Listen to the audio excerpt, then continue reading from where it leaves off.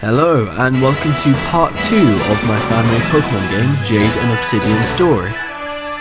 This episode picks up from where we left off, in the town of Baquerna.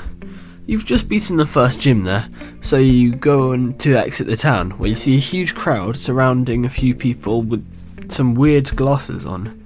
They introduce themselves as Team Zenith, demand that none but Team Zenith can leave this town, battle you. You win, of course, and you go on to Route 3, which is a marshy wetland that then proceeds to get drier. Here are some of the Pokemon you'll find on it,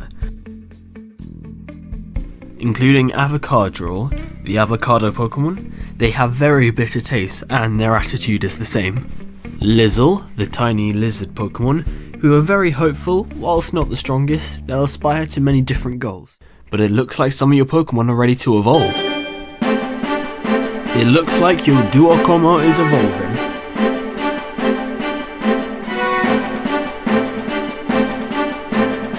Congratulations, your Duocomo has evolved into High Zeta. They're very hyper and there are many records of them rampaging. It looks like your Ashp is evolving.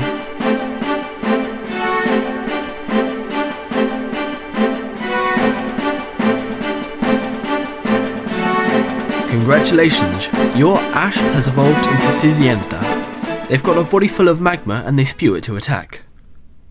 It looks like your Dolvamos is evolving.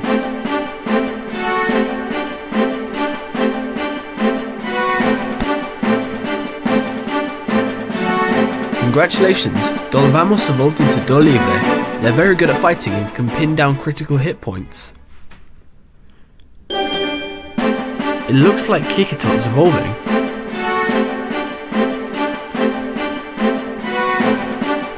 Congratulations, Kikitot's evolved into Kikatoon. They've got the strongest kicks of any Pokemon. It looks like Cordonian Abra's evolving.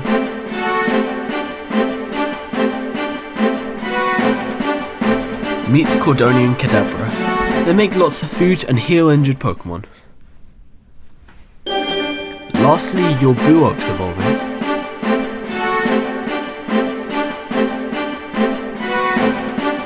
It's evolved into Carochagus. They show little to no signs of movement and some debate whether they're alive, but it's evolving as well. And it's evolved into Roachab. They wander for years and will never stop.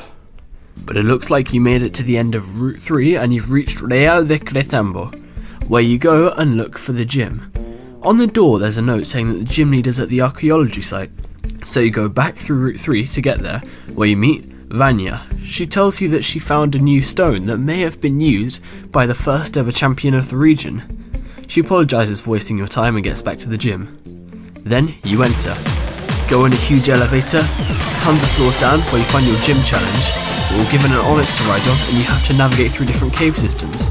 There you'll find trainers, wild Pokemon, or nothing to battle. Then you burst through one of the walls on the Onyx and then fight Vanya, the gym leader. Her first Pokemon is the Onyx you were riding on. She uses Onyx and Cordonian Salandit, which is a fire and ground type and heats up mud to make it sand so it can swim through the sand. Upon beating her, you'll get the ground type badge registered to your Rotom phone. She'll congratulate you on your victory and ask you to bring the gem to the archaeology museum. There you do, and you give it to the museum worker. He thanks you for it and tells you about the old story of the region. There were two legendary Pokemon, one that carved out the earth, the other that caused all weather.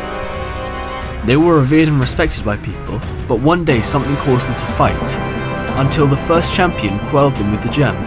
A shame they ran away. But to this day, it's said that the gem has the power to control the legendaries. You return to Real de Cretambo and then continue on your journey. I hope you enjoyed this episode of Jade and Obsidian, and I'll see you soon for the next one.